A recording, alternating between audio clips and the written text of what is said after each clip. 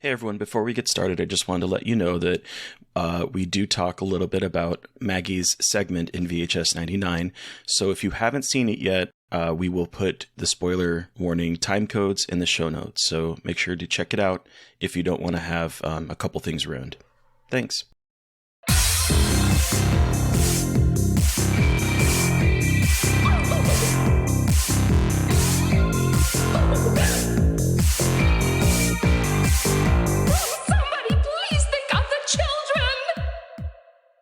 And welcome back to Scarred for Life, the podcast where we open up old wounds by looking back at the films that scared us as kids. I'm Terry. And I'm Mary Beth. And each episode, our special guest brings with them a movie that traumatized them as a child. This week, our guest is Maggie Levin. She's a filmmaker whose debut feature film, My Valentine, was part of Hulu's Into the Dark series. She also served as second unit director and credit designer for Universal's The Black Phone. And her latest work is the segment Shredding from VHS 99, which is currently on Shudder. And we also hear she's a disco empress. Welcome to the show. Hi. Oh my gosh, my formal title read out loud. I'm very honored. My self-appointed formal title. Yes. Oh, I always love when whenever someone has like a website, I always go out to it to see what kind of like little factoid I could pull from it. And I saw that and I was like, I got to include that. I really appreciate it. Last year I graduated myself from disco witch to disco empress. Hell yeah. I hear that's a very ambitious trajectory, and there's a lot of studying involved. So it's incredible. Thank you. I was just like, I'm getting older. I feel like we can upgrade it. I've been doing the witch thing since I was very small. Let's give it a boost. I love that. Okay, but take us back to before when you might not even have been a disco witch. Take us back to the beginning. How did you get introduced to horror? That's a great question. I think that my formal introduction was Scream at a Slumber Party. Original Scream at a Slumber Party. Which is, I think, the optimal format for Scream. If you're going to get introduced to slashers, Pajama Party is kind of the way to go. And I did a lot of waking my mom up because I couldn't sleep after that because I thought Ghostface was everywhere. A lot of looking behind shower curtains and things. And then I kind of tiptoed around it. I would say my next big horror moment was actually the film we're about to talk about, Notwithstanding, which I think counts as a horror movie, but is technically a black comedy. We'll get into that for sure. Yeah. But when I was 16 and got dumped for the first time, really dumped for the first time, and was nursing a broken heart, I remember I decided to rent Seven, David Fincher's Seven. Again, not a formal horror movie, but very horrific. And I watched that. I just watched it all weekend, just over and over. It was part of instead of eating a tub of ice cream, I just self-abused with Seven. With What's in the box? Yeah, that's my horror origin story. And I would say that so far the horror I've made is a lot more playful. I mean, Scream's pretty playful, but yeah. It's not Seven. No, nothing playful about Seven. Wait, how old were you when that first breakup happened again? I was 16. Oh, wow. Yeah, that's about when I went through that's right. I would have done something similar when I went through my first breakup. Just watch the bleakest shit you can possibly find. Yeah, I feel like I still don't understand why I didn't do a sad record. I didn't do any sad journaling. I was just mutilated body parts. It was a very weird choice. But it helped, Wow. I came out of that weekend feeling different, for sure. A new person. I can only imagine. Reborn. Back to Scream really briefly. How old do you think you were when you saw that? I think pretty young. Well, let's see. In the middle school, it was middle school for me. Okay. As was Very Bad Things. Okay. Yeah. So was that your first real horror movie, or had you seen other stuff before that? I had seen some other stuff, and I've seen some other stuff that I would consider that late 80s, mid 80s through early 90s children's movies were all pretty horrific. I know you guys have spoken about a lot of them on this podcast. We sure have. There was a real darkness to children's content at that time. Yes, we were not okay during that time period whatsoever. Like, good God. Absolutely not. Yeah, and having worked on a script for this sequel to Labyrinth, I did a lot of deep diving in the past couple of years on, the darker Henson material, a lot of the darker puppetry of the 80s and 90s. It was pretty scary stuff. I would say also another one that really broke me was Neverending Story 2. The sequel. 2?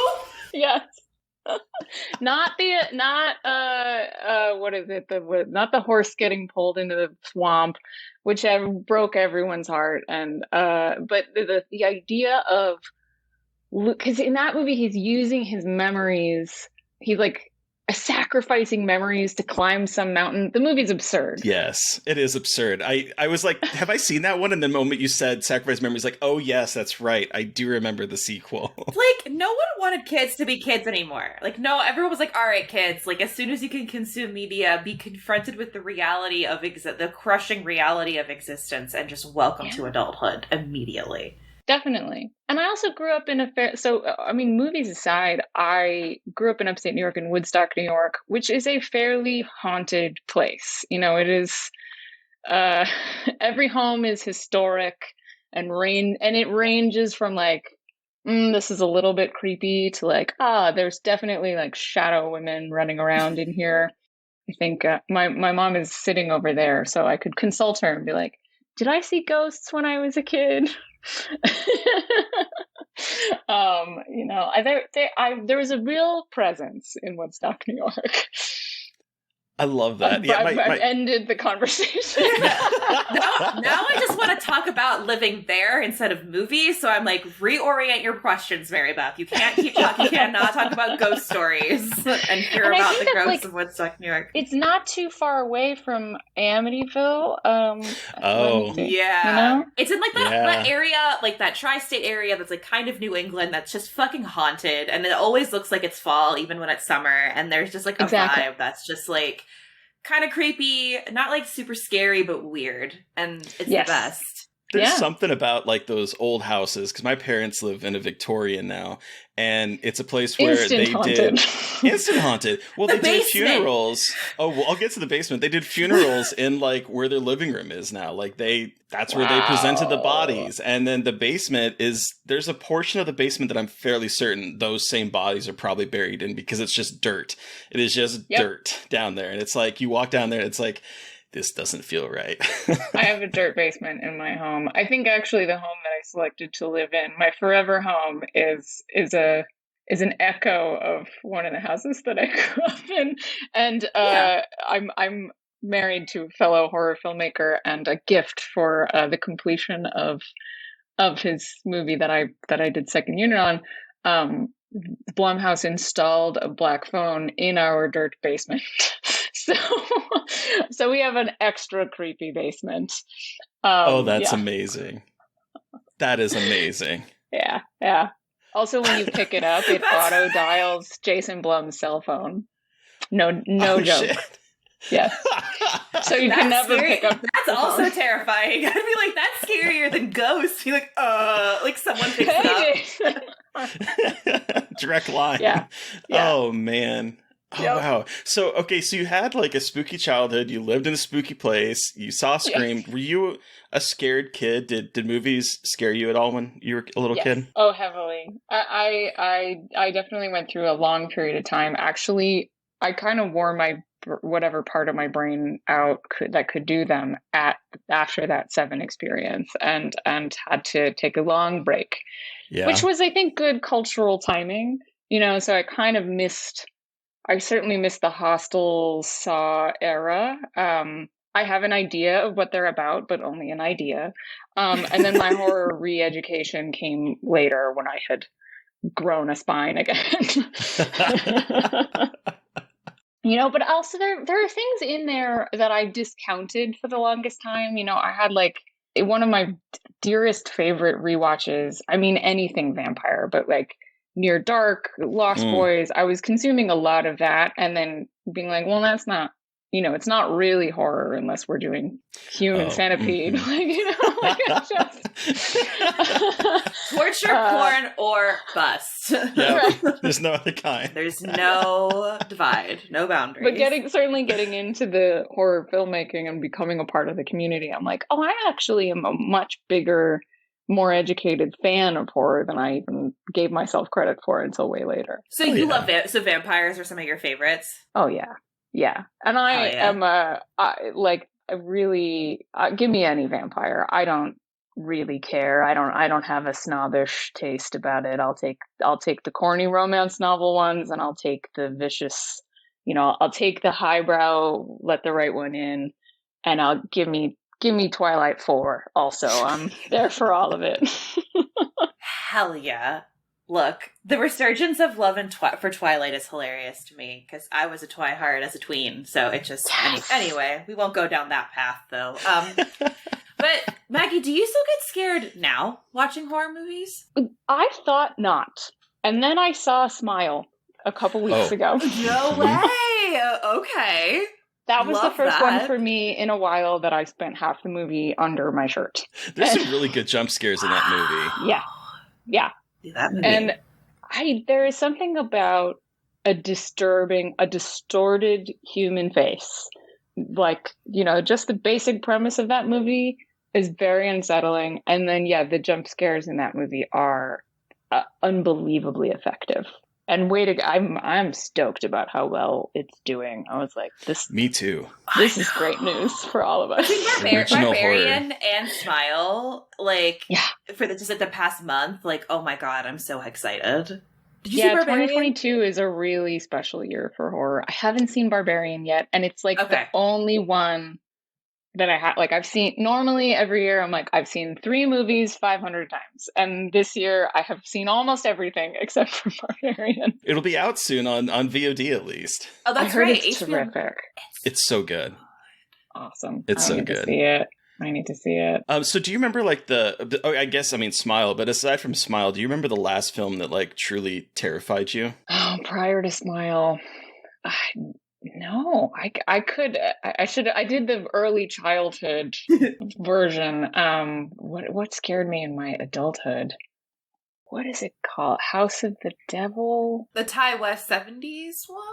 Yes, I think so. With the little the babysitter and the... Yes. So as soon as... That's the one. And that's a 2009. I'm good with... Listen, if you've seen... Have you guys seen Shredding? Oh, yeah. Have you seen my segment? Oh, okay, yeah. Great. Oh, yeah. So, I find gore hilarious. I think, the more blood, the more... I would say... Probably my favorite horror movie is Green Room. And that's it's a mess. We're making a mess. Yeah, that movie is a mess. And I'll get the giggles when things are really gory. I just think there's something delightful about it.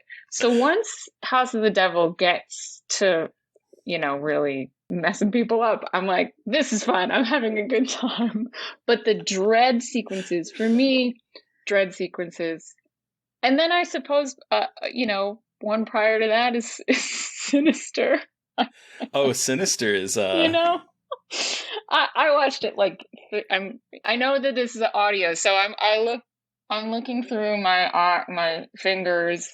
I'm turning the sound off. I confessed early in my relationship to him. I was like, listen, the first time I watched The Shining, I turned the sound off and I read the Wikipedia entry. And then actually another good one is Dr. Sleep.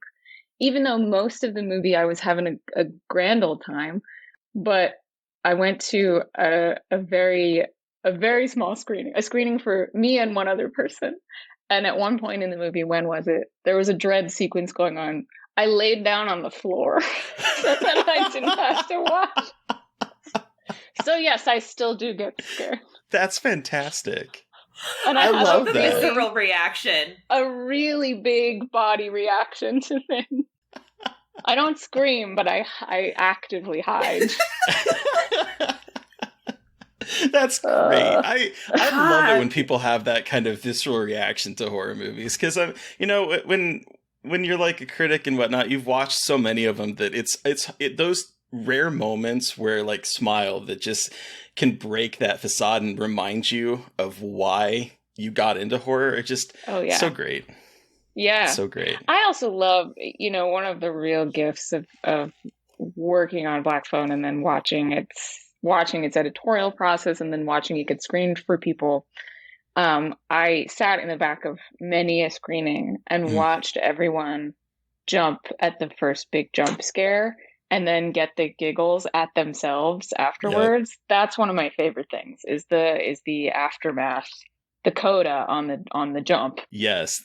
That's one of the best parts about seeing a really good jump scare movie in a movie theater is that sort of like titter that happens afterwards as people are like, oh yeah, it's okay. It's okay to laugh at yourself after you've just jumped out of your skin. Yeah. And that's what makes, I think that's one of the reasons why horror continues to do so beautifully in theaters is because it really is like a fun collective experience. Yeah. Yeah. The most reactive audience I sat with for Black Phone was at Tribeca, where we had people actively screaming all the time. It was amazing.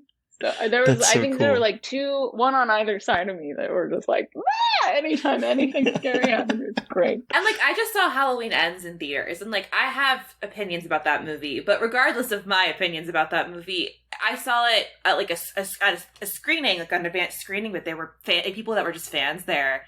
And I haven't gone to the theater that wasn't a press screening in a while. And like, hearing people laugh and get excited, and like, there's a scene where, sorry, spoilers, Darcy, the mill girl from Joe Bob has a cameo, and everyone was like, it's Darcy! And like, that was really cool. I don't know. So it's really cool to have those like experiences to see how people react to things.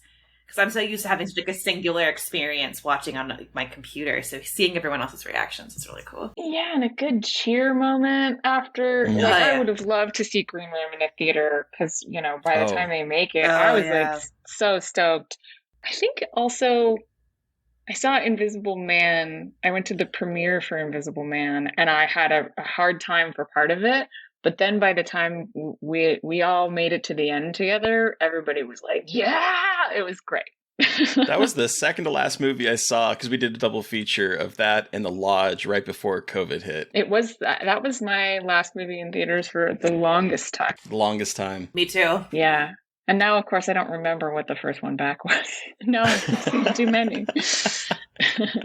All right, so you mentioned shredding a little bit. Can you tell our listeners a little bit about your segment in VHS 99? Yeah. So, mind-blowing. It takes place in 1999. There's a quartet of high school pranksters who also happen to be a quote-unquote band. And, we're using the term band in loose air quotes. Mostly what they do is film their video series of causing general mayhem called Rack Fucks Shit Up. And they decide that their mission for episode 8 is that they're going to go into the condemned, burned down husk of a former underground music venue. And, they fuck around and they find out. Fuck around and they find out. Yeah. And also there's like a legend of the band that got trampled to death in the venue. His name is Bitch Cat. And I wanted to do a thing where the villains got a hero treatment and vice versa. So we have it's a fun little switcheroo story. The people who look like villains are the good guys, and the people who look like heroes are very much the bad guys. And is the horror what happens to them, or is the horror how awful they are to each other? Take or leave. It's a good question, which I also has like a little bit of connections to what we're going to talk about a little bit later too. Yeah. I want Bitch Cat to be a real band so bad. Oh, I'm so sorry. No, me too. Yeah, they also want to be a real band. Having done this a couple of times, making rock bands just for movies or pop stars just for movies is an area of expertise for me. It's the most fun. You get to go to they get to go to band camp together. It's a blast. Yeah. So I was going to ask because I know that your Into the Dark movie was also about a pop star. Is music really important to you? Because I'm definitely sensing this like rock and roll kind of punk vibe coming through. Absolutely. I like to say in my formal bios and stuff that I have rock and roll roots, and part of that is my father is a bass player, and so I grew up very young going on pop and rock tours with him. And then, cool. and then I really got started properly in filmmaking as a music video director. And then, of course, along the way, I've been a giant music fan myself. I've certainly dated a lot of musicians. So I've been in and around the music world in different ways, wearing many different hats. And it's where I've found that I have a lot of fun stories to tell. And also I always, when I'm making something, want to be able to bring as much lived authenticity to something, because I think I really care about that as a viewer. And it's important to me as a filmmaker to really, when you're gonna tell a story, you tell it right. Mm-hmm. So I'm able to do that in the world of music, I think pretty readily. Hell yeah. What's your music genre of choice? Do you have one? I like a little bit of everything. A little bit of everything. I've been really into, since making Shredding, I've been really into proper like mid-90s riot girl stuff. Hell yeah. I've been on a Bikini Kill and an L7 and then a later day like Daisy and the Scouts has been big for me lately. There's a band out now called Girlwood. It's like, I love them. Check out the song I'm Your Dad. It's really good. Oh, already sounds incredible. Yeah. But throughout the years, I've done a lot of sort of alt rock, a St. Vincent, a Rufus Wainwright, a James Blake, and then all the way to, I had a big mindless self-indulgence phase, which if you've ever been to one of those shows are really nuts. The floor is covered in vomit, and it's gross. Yeah. Oh man, I love music, and I when I came into like my own in terms of like the music that I still listen to today, it was definitely the alt rock of like the 90s with like the bands that have the weird ass names like Butthole Surfers, and all of them. Like that was my music that like I was like, oh, music can be fun and exciting, and some of it can be a little bit out of the mainstream, some of it can be queer, which I really love. Like just here for it. Yeah, I think another things that like sort of changed the fabric of who I am. Velvet Goldmine was a real moment for me. Immediately following Very Bad Things was actually my Velvet Goldmine moment, and I got deeply into like glam. I got to see Bowie, and then Beck's Midnight Vultures is probably like a peak album for me. And then, of course, I'm waving my Prince tattoo around, I had like a very heavy Prince phase that has never died. It's very, and I have my like tribute purple hair. It's it's a powerful influence on me. Hell yeah! His music was so good. Yeah, but we talked a lot about the music, but I want to hear also more about the design of some of the gore and some of the creatures. Yeah. I mean, skirt around. I'm trying to skirt around spoilers, but there's some. I don't want to not talk about like the practical effects in this because they're so good. Thank you. I mean, a lot of that is gotta credit Patrick McGee and his studio and his people who did just a phenomenal job.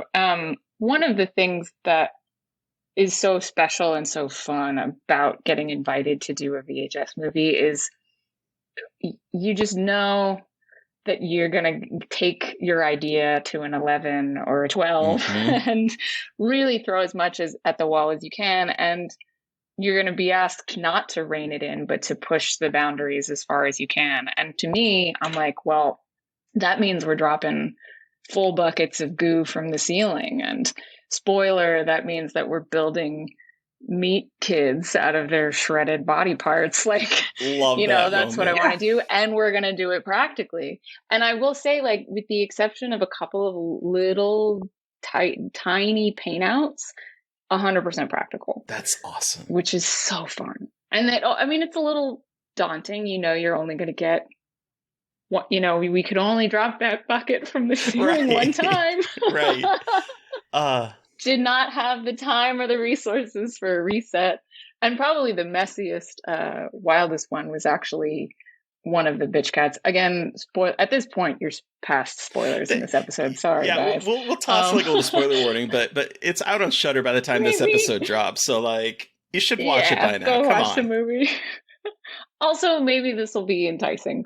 One of the bitch cats does go down, and when we were melting her head, that was also a single take, and we had like we had myself, the DP, and the second AC all running. We ran 3 different cameras on it as Deirdre, the bitch cat, was like bent over on her side, and there's like 6 makeup people behind her just like pumping weird baking soda liquid through her face mask and literally melting it. It was so fun. Oh, that's so cool. That is so cool. Yeah. I love those moments when you see like how practical effects come to be. That is just it's so cool. Oh, I have great BTS also of Chris Carbonara, who's the trench coat kid, when he's getting his like torso peeled off.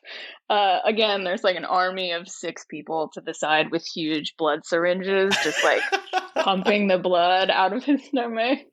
And then the 2 bitch cats who can hardly see because they're covered in their own makeup, going like, ah! It turned out great. That's so cool. And that's why making horror movies is the best. It's so much fun. That's my favorite thing. I mean, I know it's a lot of like hard work, but it also kind of just like, it reminds me of being like a kid again and being able to do sort of like these wild ass things. I mean, I remember as a kid being able to play with like toys that had the Ghostbuster slime and whatnot, and just I feel like movie making with practical effects is like brings you back to that moment of just like, what can we add here? What can we do here? It's so cool. Yeah, I think I was a pretty like tidy. I mean, a little cluttery kind of a kid, but I never liked to get my hands dirty. But as an adult, like there's something. I really relate to that Marie Kondo quote. I love mess. I love mess. That's me. And your job is to make mess, kind of ish, if you think about it, which is great. Yeah. It's really something. I think I freak my friends out when I'm like, look at this part. They like slam his hand in a door and then it falls off. I'm like, yay! And they're like, okay. I don't know what it is. What's wrong with me? But I've said this about the VHS series before. I think that I can speak for the other directors when I say you really find out what kind of sicko you are when you're asked to make a VHS segment. They're really revealing. I love that, though. I can imagine.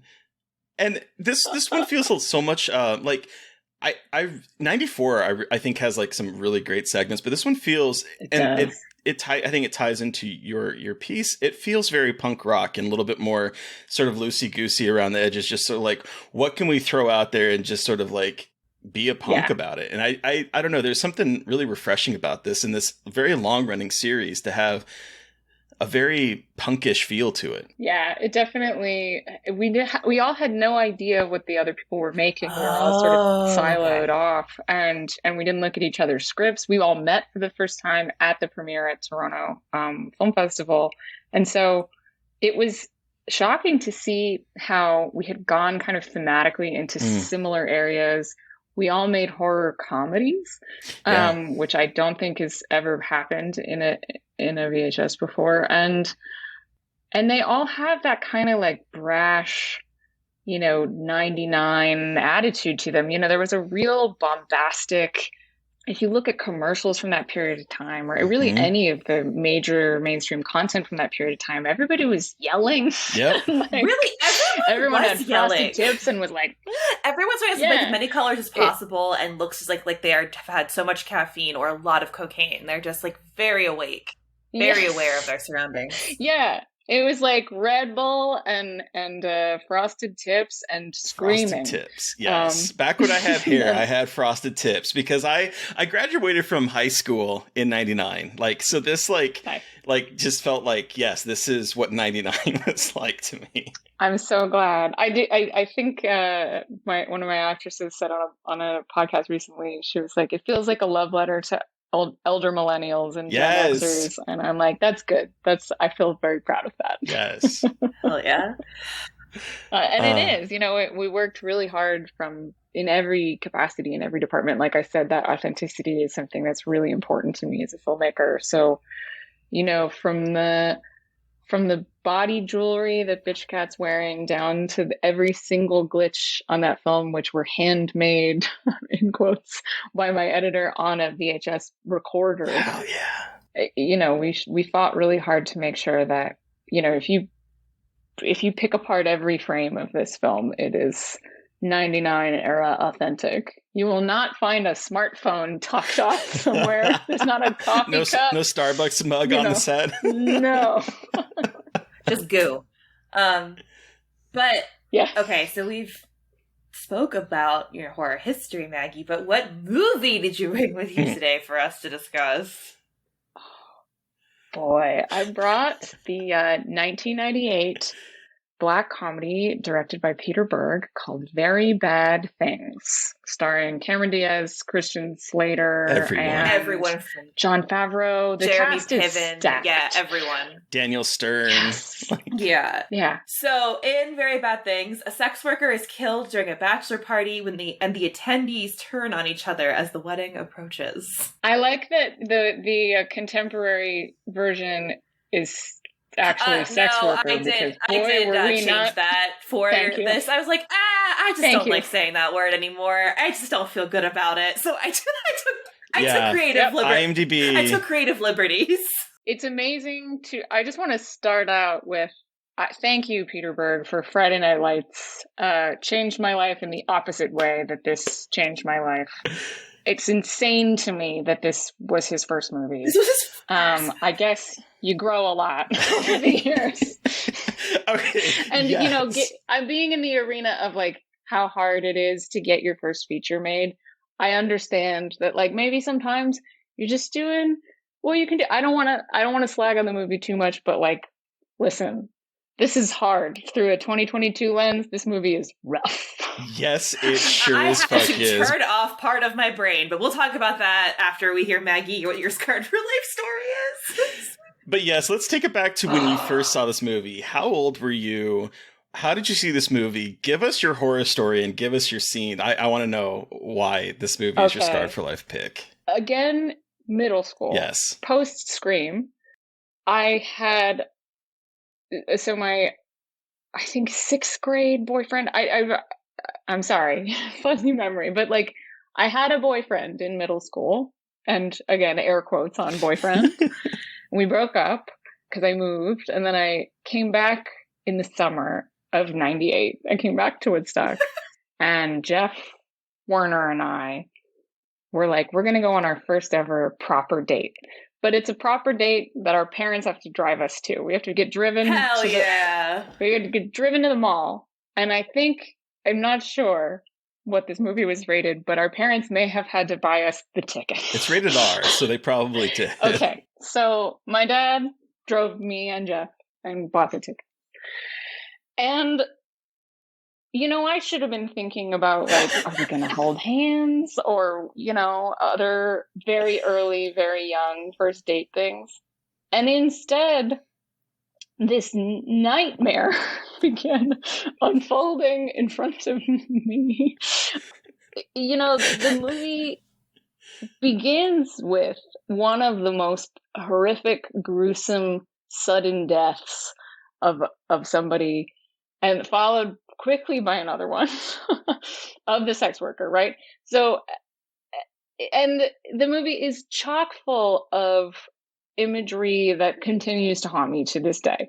So much so that there's an ending image. The last kill in the movie is something that I emulated. I did a tribute to in My Valentine.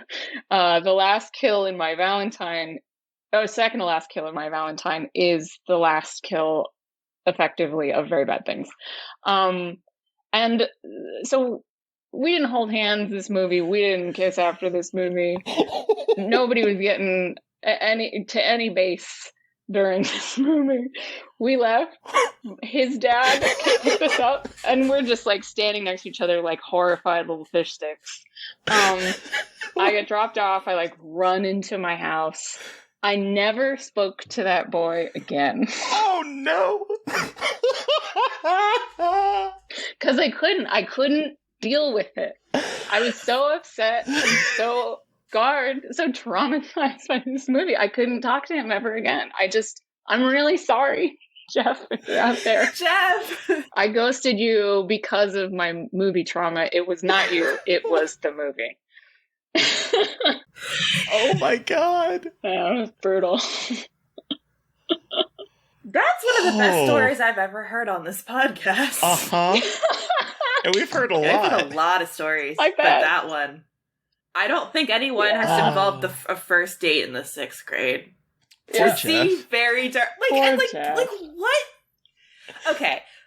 It was marketed as a. I know, this is like we're in the years of Something About Mary. I'm like, it's Cameron Diaz. I love her. Like, it's Christian Slater. I hadn't seen Heathers at that point. I don't know what I had seen, but it felt safe. So, what is there?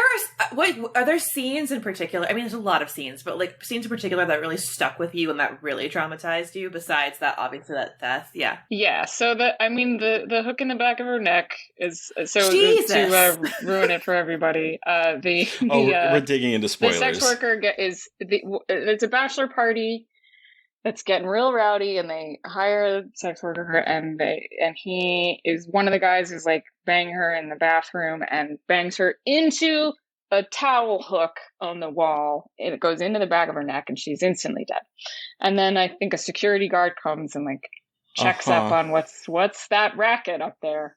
And then they kill him too. Like so quickly, man. Wow. Escalated. Yeah. Also worth noting that it's the first two people of color we've seen in this movie. Bam, bam, dead. So, we're not winning any friends here. And then, the plan is we're going to get rid of the body. Anyway, I don't need to tell you the whole plot, but the images that have stuck with me were the first death. Then they decide to dismember both of these bodies, and I remember vividly the discussion and the image of the dismembered bodies reassembled on the ground because one or two of the guys are Jewish, and they're like, we can't bury the body in parts. This is a broad comedy. You're in 6th grade on a date watching this with a young boy, had never probably done even kissing, and are just watching the most heteronormative, toxic masculinity movie of the entire I've ever fucking seen. Oh my God. Just wretched. Just absolutely the worst pick. Yeah, and then the other image that really stuck with me is, Cameron, there's something about Mary Diaz, who's a cartoonish bridezilla in a very offensive way in this movie, picking up is it a hat rack or something? It's like a hat rack or a coat rack, some kind of rack. Yeah. Here's the thing, guys. I couldn't do a rewatch. I was like, if this does to me what it did to me then, I just revisited. I did a skim because I'm like, I can't reabsorb the psychic energy of this film a second time. It's cursed. Oh my God, it's cursed. It's understandable though. I mean, this story, man. It's something. So her smashing that guy's face in with the bottom of the hat rack, just pounding that dude's head in. And it's if you see my Valentine, I use a mic stand and do a very similar kill because it really stuck with me. And it's a very yucky way to kill somebody in a movie. Yep. Wow. Yeah. This movie is funny to me because I saw this. It came out in 98. So I saw it either sometime late 98 or probably early 99, whenever it came out on VHS. And I remember I'm 17, 18 at this time.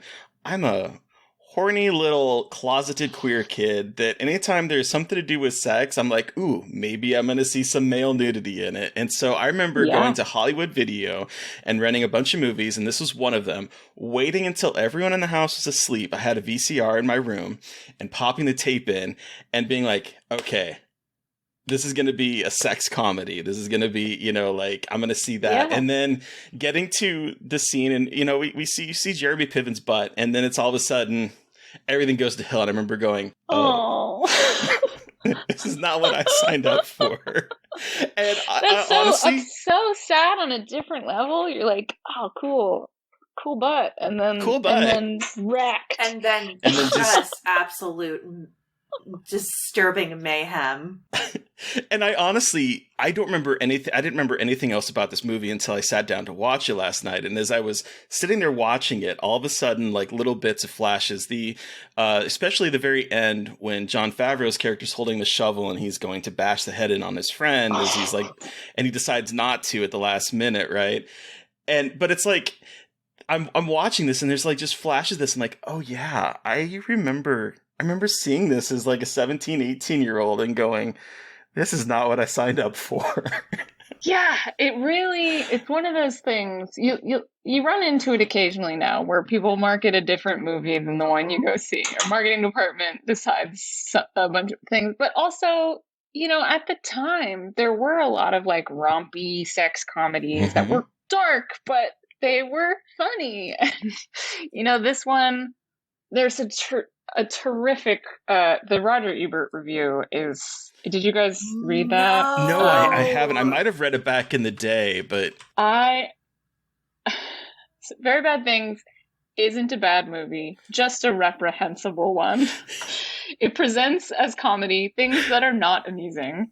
If you think this movie is funny, that tells me things about you I don't want to know. It's true.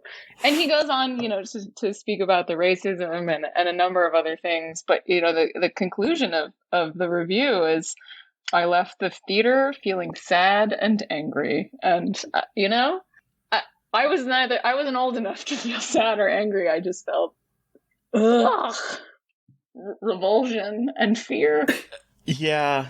Okay, so reading this now, and I have to admit, I did laugh rewatching this movie a couple times. In particular, the scene that just really, like the one scene in this movie that I think is actually really funny, but I have a very dark comedic sense of humor, is when they have the suitcases full of body parts and they're like, we cannot bury them like this. We have to reform the body. And they're sitting there trying to pick up body parts and like, I have an arm here. I have a mixed bag over here.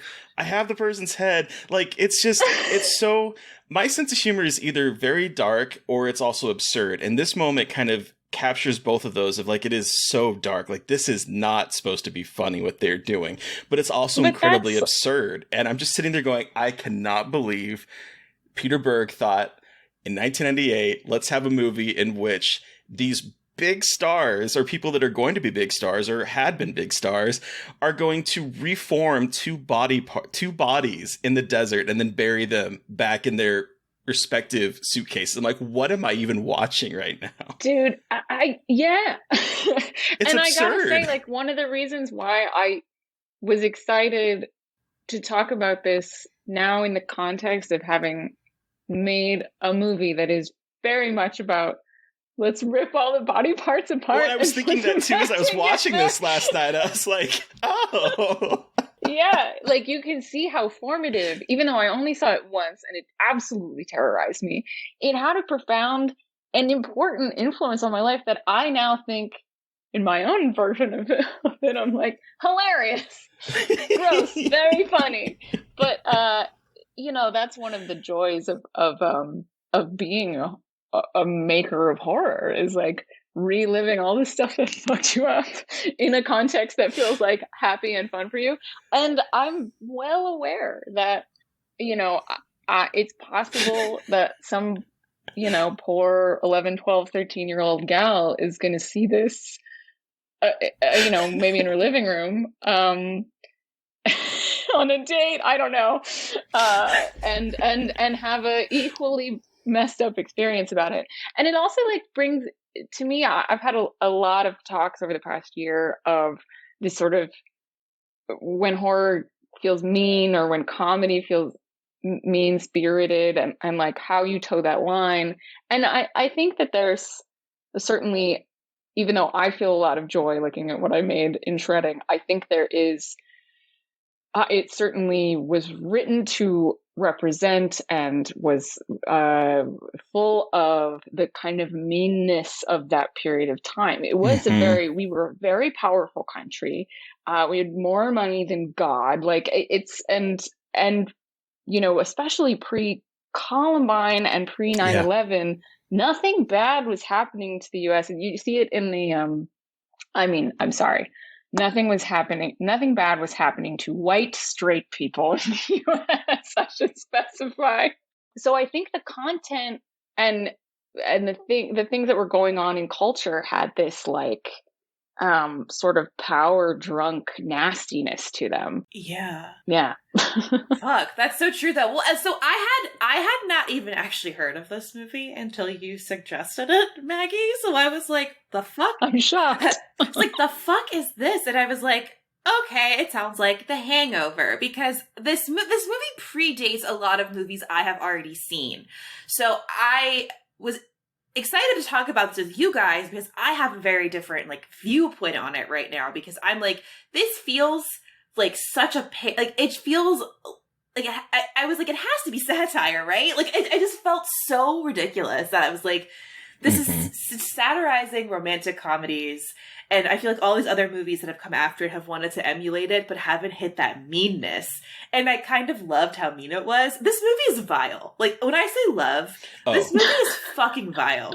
But I love how vile it is. And I think that might just be like where I'm at right now. And maybe because I'm also getting married, like this is coming out like with less than a week before my wedding. And I'm just watching this. I'm oh my gosh, cackling. I'm just like, it's just so fucking funny. I am sitting here because like I don't watch a lot of like romantic comedies. And so this is the first time I've watched, like since I've been engaged, like watched really a movie that has that kind of like romantic, like getting married plot. And I was dying. I was like, this is what I thought getting married was for the longest time. And my experience has been not that, obviously. But good, that's great. Yeah, you're not killing Christian Slater with a hat rack. I'm not crying about padded chairs, though my mom has been, so that's been fun. But this movie is just so like, this is just like, whenever I thought about bachelor parties as a kid, and like when I was younger, I was like, oh, men are gonna go on their bachelor parties and do crazy shit. Like, this is the movie that I feel like started it. Is this the movie that started it? Because yes. It feels like it, and no wonder no one has topped it, because no one wants to be that fucking vile. And Peter Berg, congratulations. Yeah. That was repulsive. Well, why did I like it so much, though? Like, what's wrong with me?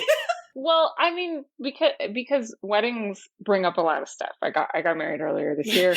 I have a lot of friends who've just gotten married. Oh, you know. They bring up all your shit, all your family shit. And there does become a kind of like, it does bring out everybody's most stressed, most monstrous, and there is an idea of like, nothing is gonna fuck with this day, you know.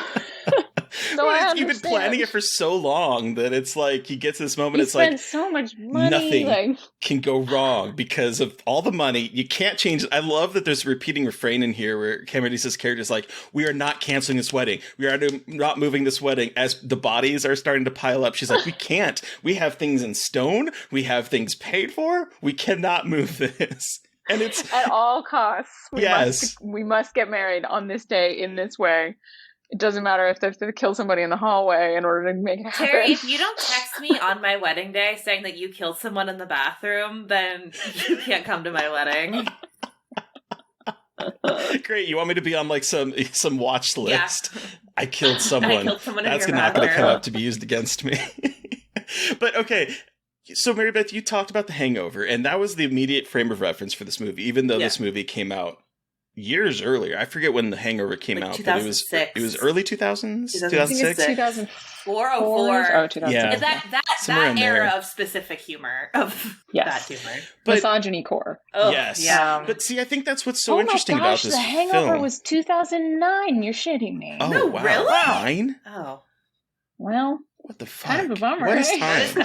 What is time? Kind of a bummer. I'm like, oh, I thought we were doing a little better by then. Not so much. I mean, The Hangover is kinder than this, but...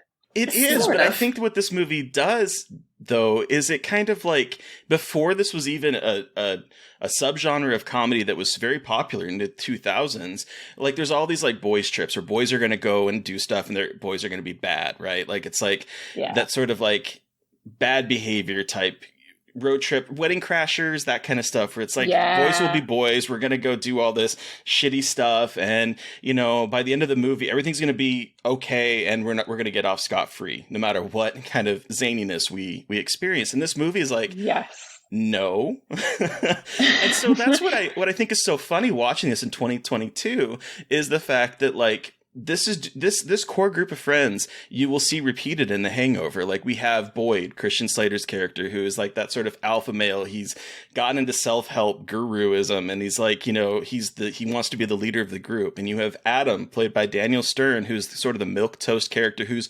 already married, you know, kind of doesn't feel like he's part of the group. And Michael, Jeremy Piven's character, who's Adam's brother, who's also like, he has a chip on his shoulder, and, you know, his brother is married and has like this life and he doesn't. So he feels like minimized from that. But you have all these character tropes and more, the sort of like oddballish character played by Leland Orser. And you see these characters repeated in like The Hangover, particularly with like Jon Favreau's character being sort of like the everyman, the straight man, the character that's like all the shit's happening around him, and poor Jon Favreau's character, right? And I'm seeing this, and I'm watching The Hangover, and I'm thinking about The Hangover as I'm watching this, and I'm like, The Hangover has like all these wild things happen. But at the end of the day, you know that they're going to be okay. And this movie is like, no, this friend group that we sort of like see in cinema repeated throughout time of being like, this is what male friendship is like, is actually quite toxic and misogynistic and homophobic and horrible. And I do like the way this movie sort of takes this sort of like buddy comedy beginning and then just sort of like picks it apart and says, no, these people are horrible. And in fact, the bridezilla in the beginning who says you need to drop these friends, it's not this woman that's being like, oh, I don't like your friends. No, this woman is like realizing your friends are horrible and you need to ditch them. And so I think there's some interesting things at play here that kind of surprised me rewatching this in 2022. I agree with that. And there is also like, sorry, go ahead. I agree with that, because it just feels so extreme, so ridiculous, and taking those, like, you said, those tropes and taking them to like the craziest shit. Like, I mean, again, like the bridezilla, which is always the misogynistic, like, women are so crazy on your wedding day, and having her literally kill someone. Like, I'm obsessed with that, and like it's done in like obviously a terrible way, but it's like, maybe it wasn't his intention, but looking at it as like kind of that just complete like tearing down of that format, even though the format didn't exist yet. Yeah. It's just, it's weird. It's fascinating. But it also is, I mean, it did come after Swingers, which was kind of a big thing. And, you know, we were, I think, right on the heels of kind of My Best Friend's Wedding, things like that. So these things were definitely there to be satirized, and it's interesting that it laid some groundwork for perhaps less honest versions of later stuff. But there's something, I mean, it's interesting having this conversation now, because not even realizing it, other things that I've gleaned from that period of time, and that, not to keep promoting the movie, but like that show up thematically in many of the segments of VHS 99 that maybe we were all kind of feeling at the time, is this idea of like, you know, this herd mentality, your pack of friends, if you just let yourself sort of be led blindly into danger and let the craziest, most cruel one among you call the shots. Yes. You could wind up in some pretty serious trouble. Yeah. Like Boyd is a freaking sociopath. Like even before things start to go from like grim to worse, So watching this movie again, in 2022, I was like, I had two thoughts. One, I was like, this friend group is exhausting. There's that scene in the beginning when we're sort of getting introduced to all the characters and their dynamics, and they're driving out to Vegas in the car, and everyone is shouting at each other, and no one seems to like each other. And I'm like, this is like my nightmare, is like an introvert that just doesn't want to have any kind of interpersonal conflicts, and everyone is freaking shouting at each other. And then the other thought I had is like, straight men are so exhausting. They always have been. This whole movie, especially, and like that, to me, the straight men are exhausting thing is on display so fully in the murder scene / stripper scene, because good Lord, they're just all humping the air and like, they're gonna jerk off while their friend is getting a lap dance from this fucking poor sex worker who is just like, I just am trying to make some money for the night, you fucking creepazoid. It's like, leave me. It's like, and they're all just like salivating. And that's just like what we think of with bachelor parties. Like, and everybody's like, oh yes, it's icky. Your fiance's going to his bachelor party. And I was like, ew, not like that. And like, I watched this, I'm like, no wonder we all think bachelor parties are fucking foul. Like, no wonder we expect that. It's just, it's fucking the most like exhausting, straight, but also homoerotic, because there's the UFC fight on in the background, and then they start wrestling each other, and that's intercut with Jeremy Piven like throwing this poor sex worker around a bathroom and obviously killing her, but like, and also being like, my favorite white man thing doesn't feel like work, does it? Like, isn't it fun? Like, oh yeah, like I'm better than all the other guys you fuck. Like, I'm a real guy. And it's just like, I want to rip off your penis. Just like, I can't handle you. And that's why at points I'm like, this is just so ridiculously 90s machismo. It's almost funny. Yeah. Because it's just so ridiculous. It really, and it was the beginning of like a major wave of material that was kind of all in this, but like I it's okay. I think of it as being like kind of in relationship to The Man Show and The Game and like all of these things that were very much like, just are the straight men okay? No, they have never been okay, and they like, you know, it's. Something that's wild to me, just thinking about it, is the tradition of the bachelor party being the night before or like immediately preceding your wedding. Having to show up at your own wedding with your life in shambles, even if it's just being like hungover and sweaty and disgusting. It's a strange thing. Yeah. It's a strange thing to have all of your terrible childhood friends take you out to get you wrecked before you go like commit to a relationship. Why do we do that? It's so weird. It's so weird.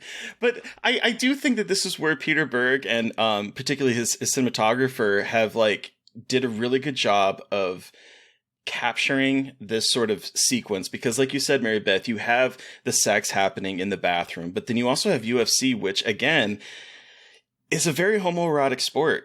When I watch it and they're like grappling and they're on the floor and they are in like a missionary sex position that a lot of gay men are doing, and they're in this position and they're holding each other and it's sweaty, and it's like this idea that men cannot be intimate with each other unless there's a threat of violence involved. And so we have that, and we have the people in the hotel room that are roughhousing, and they're like being more intimate with each other than they have been this entire movie, while the sex is actually happening in the bathroom. And they keep intercutting between all three to show like this sort of homosocial, homoerotic like undertone that is just there. And it just, I don't know.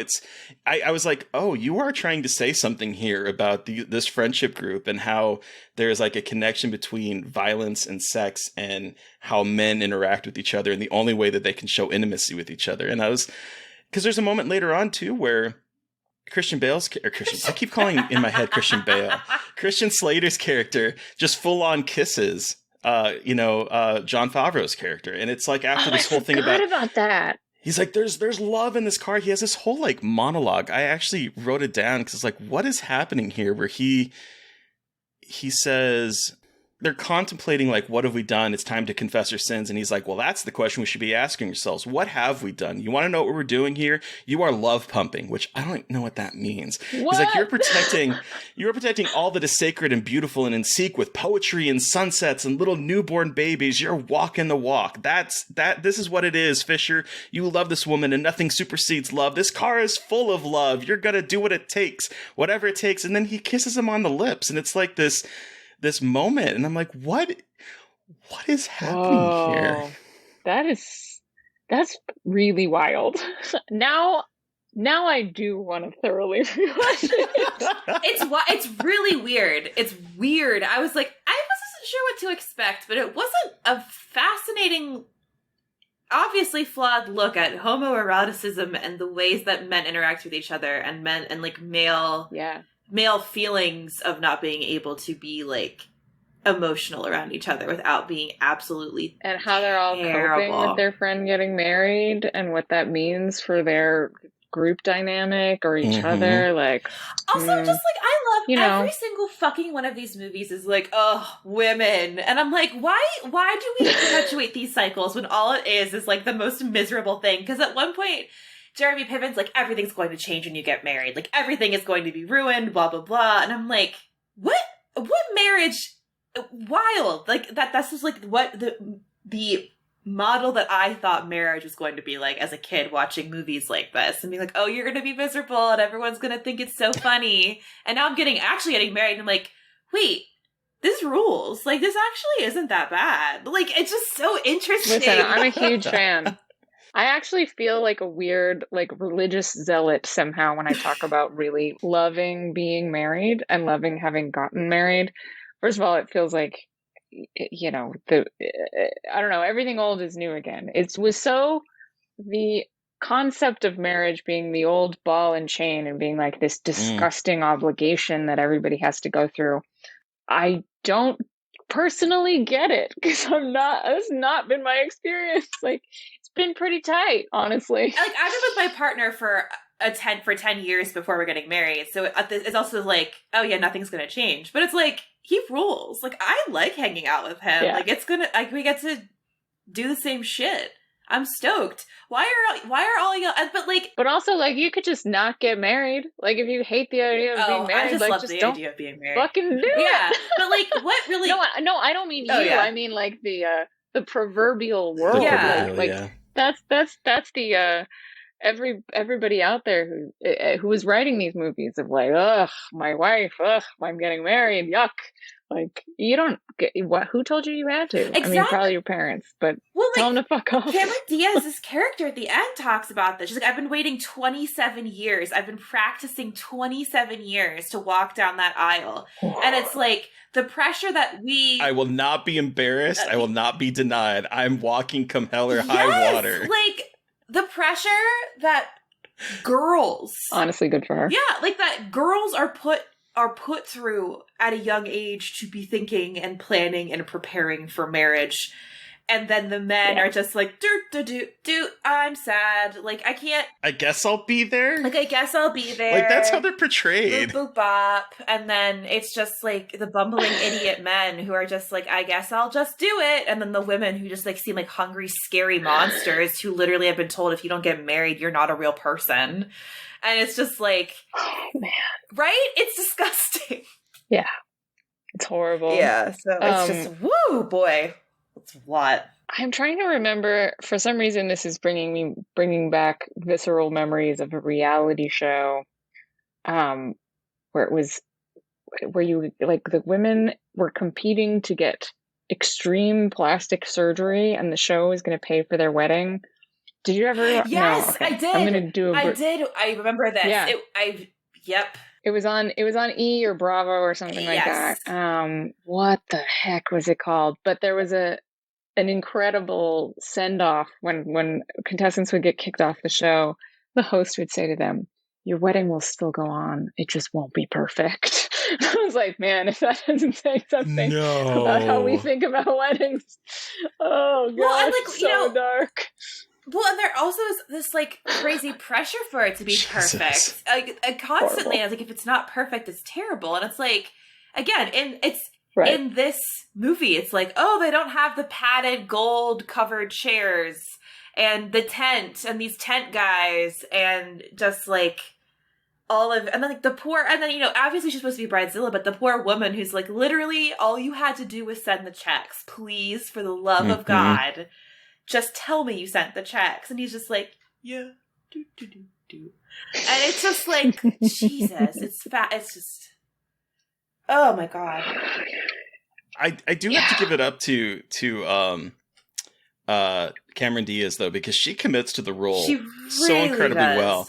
There's the moment where she is talking about the waiting 27 years, and she is like, he is finally telling her all the shit that they've done. She's like telling her bridesmaids, 2 minutes, give me 2 fucking minutes right now. She's like trying to like dig into this with him.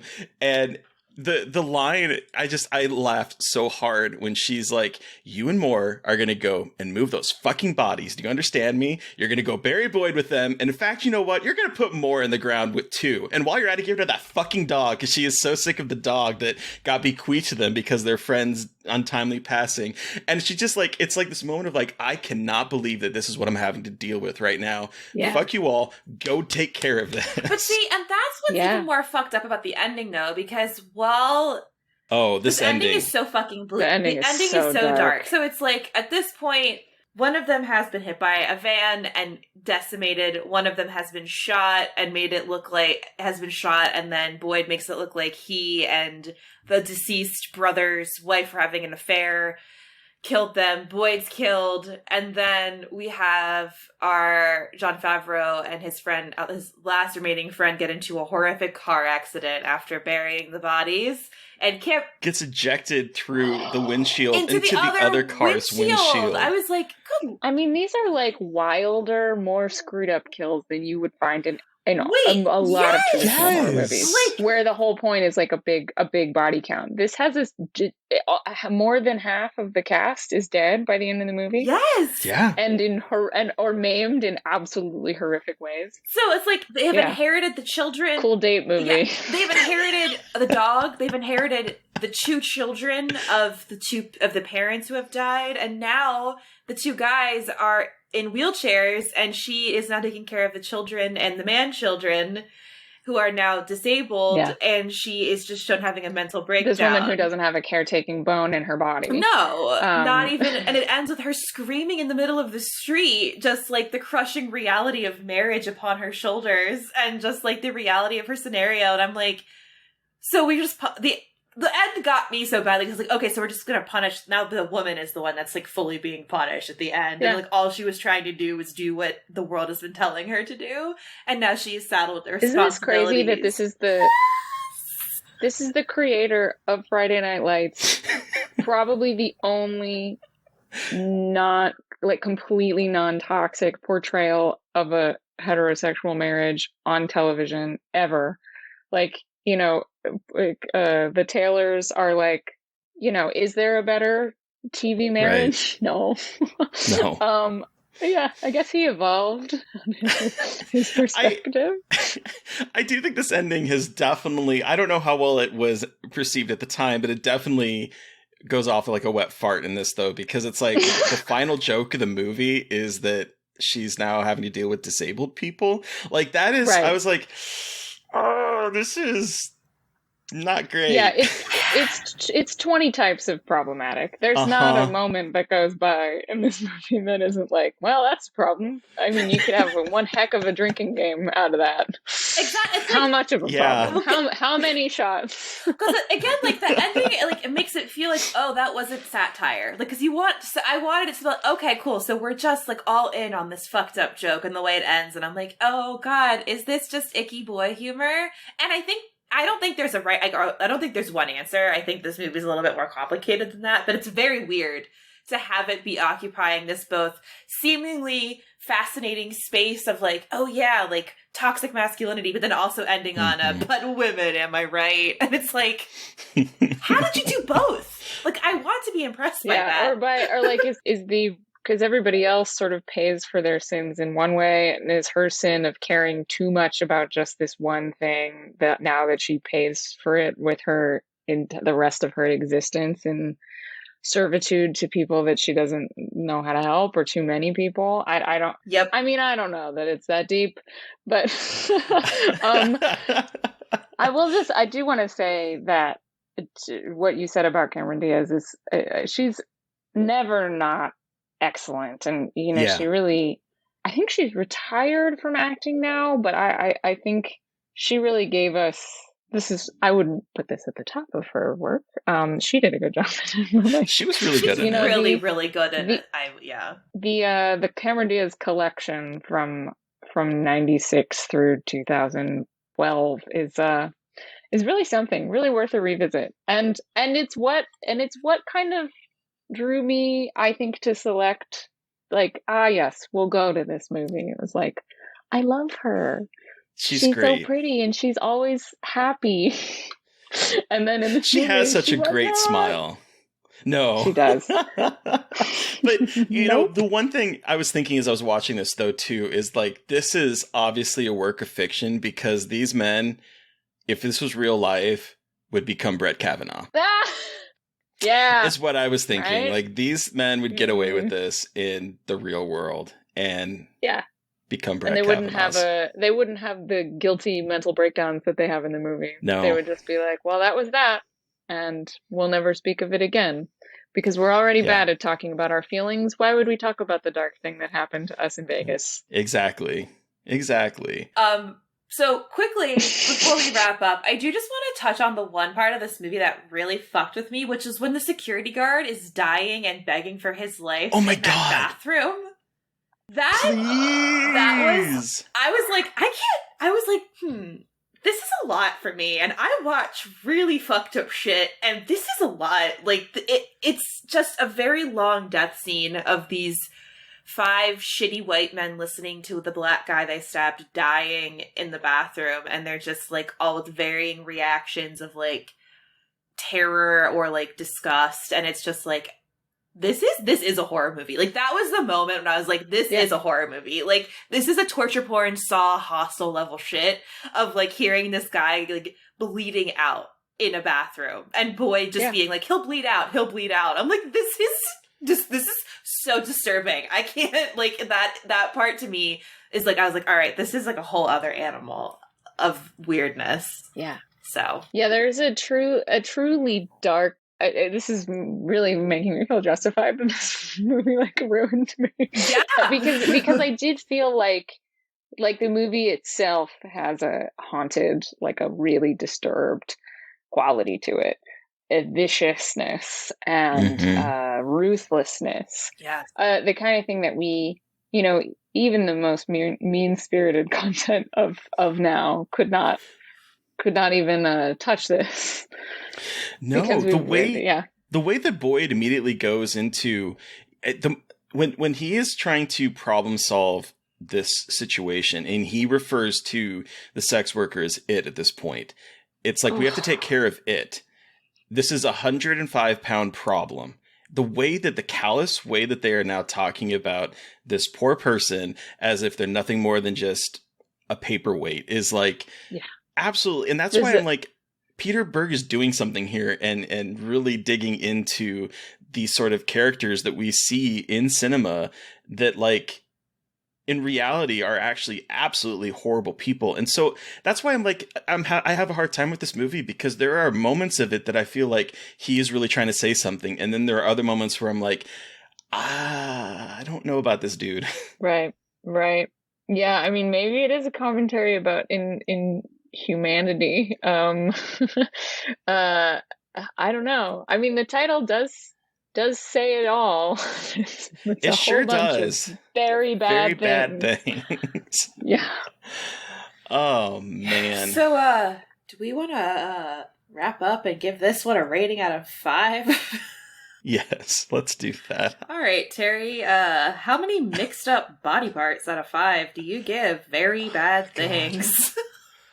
How do we rate this? I don't know how to do it. I'm just going to tell you. On what scale? Yeah, what's the metric? I don't... On how fucked up it is? It's a 10. A 10. Yes. It is 2 full suitcases of body parts out of 10 in terms of, like, how fucked up it... I have a hard time with this because there are moments where I actually did laugh and I thought this is really kind of a sharp, dark comedy, because my favorite, again, comedy is that on the line of like, should I be laughing at this? I don't know if I should.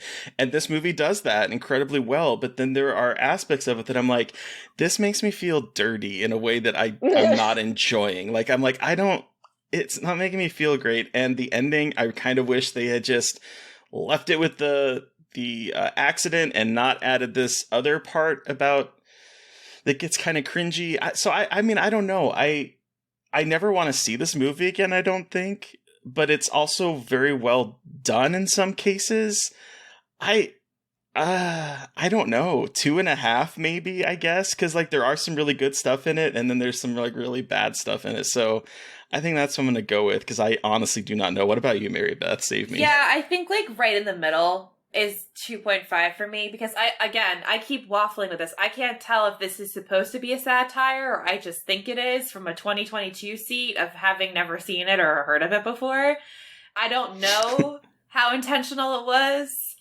There's some really cool things going on here, and there's some really even more horrible things going on here, and I don't know. And it's very weird to see how this shaped a genre of movies that were very like not this and like way nicer, and it's very weird to see how this mean-spirited thing spawned this hilarious sex comedy subgenre. So that's very weird to me, and I'll have to do some noodling on that for a while. But yeah, I think 2.5 is probably the bit. Yeah, Maggie, what about you? Yeah, top for me. Are we at a 10? Are we out of 10? Out of 5. Oh, okay. Well, it kind of ruined. It took something from me. So, it did. Yeah, I would say I would give it a half star, but or a half of suitcase of body parts, a forearm. But I'll just to say something again about the Roger Ebert review. He does say something. He says like Peter Berg. This movie shows that Peter Berg has a great movie in him, and I think that is kind of what you were speaking to, Terry, is like there are moments in here that speak to a kind of higher ideal and lay the groundwork for somebody who has some important things to say and some great art to show us. And I will just, making movies myself, I'll say any movie that gets made is a miracle, and a lot goes into them, and who knows, like, what kind of good things this movie has brought to many people and to me. But the parts of me that it screwed up have contributed very positively to my career and what I have to say as an artist. So in that regard, to also 2.5 suitcases full of body parts. Thank you, Peter Berg. And I'm sorry, Jeff. I'm sorry, Jeff. Seriously. Sorry, Jeff. Peter Berg, you took Jeff. Yep. But, I am curious what you just said. I'm like, I wonder what this movie would have looked like if he had a couple more movies under his belt, because he did go on to do some great stuff. But I'm wondering, this is a hard, ambitious movie to tackle as like your first movie. There's a lot of nuance here that I think maybe if he was a little bit older and wiser, maybe it would have been different. So I don't know. It's just weird. It's weird. I read, just one more little tidbit. I read that there was a very similar, yikes, movie that came out same year on HBO, made for HBO, called Stag. And there was some like cross-checking of the legalities and whatnot. There was, before Very Bad Things came out. And there's a very interesting Peter Berg quote about how it would be interesting to see 3 different directors. I think he lists off a couple people. Soderbergh is in there. To see 3 different directors take on exactly the same material. And I'm like, let's bring it back, guys. Let's do, in 2028, let's revisit the Bachelor Party Gone Awry concept. Gone Awry. Oh, man. Yeah. Well, thank you so much, Maggie, for joining us to talk about this movie and bringing back so many memories from when I was a teenager. Where can our listeners find you, and what are you able to talk about and plug? The floor is yours. Oh, thank you. Well, I hope everyone who's interested in the bodies hitting the floor or the wall or every space in the room will watch VHS 99. It's also just jam-packed full of good songs and good 90s nostalgia fun. It's on Shudder exclusively. And as for me, you can find me, I am at Maggie Levin on all of the platforms. I do have a TikTok, but there's nothing there. You know, I'm more of a Twitter and an Instagram. You know, I'm an old at this point. I love TikTok. I spend a lot of time there. Oh my gosh. I'm not making anything valuable. Have you discovered the Taste the Biscuit on TikTok? No. Oh, is this something I love? Oh I love God. a new rabbit hole. There's this movie from the early 2000s called Chicken in the Shadow or something like that. And there's a song where these 2, they're like older people. They were in some 70s band and they're doing a tour and they sing the song about taste the biscuit, taste the goodness of the biscuit. Yep. And everyone on TikTok has been doing that. And it is a rabbit hole that I have fallen down. And now my timeline is nothing, or For You page is nothing but TikTok videos of that song. And I think you can tell what kind of gal I am that my TikTok page is still Spagliato with Prosecco. Oh, I can't even discuss it. Yes. All I can think about is Emma Darcy. Oh, like Emma Darcy. Oh, they are just fuck me. Anyway, I can't get started on that because that's just been on a repeat loop in my head for a week now. Oh, the minute I saw it, I was like, I'm married to this clip now. This is part of my marriage. I'm bringing this interview of Emma Darcy into my marriage. Now, I want to watch House of the Dragon because of that fucking clip. So good for them because they did it. They got my ass. They did with a fucking Negroni. Oh, it's well worth it. I Negroni. Oh my God. Now I want a Negroni. Watch us both melt down about Negroni. With Prosecco and it was stunning. Okay. The stunning is really something.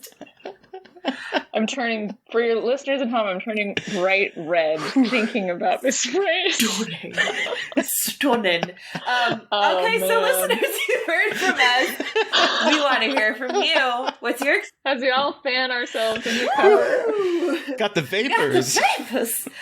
What's your experience with Very Bad Things or that incredible TikTok video that has us all under its spell? Send us an email at scarredforlifepodcast@gmail.com. Or you can reach out to us directly on Twitter. I am at MB McAndrews. And I'm a Gaily Dreadful. And of course, don't forget to follow the podcast on Twitter at Scarred Podcast. And please don't forget to review, rate, subscribe, and sign up to our Patreon. Thank you to Eric Power for our artwork. Thank you to Sean Keller for our music. Thank you everyone for listening. Please stay safe out there, but most importantly, stay creepy. And until next time.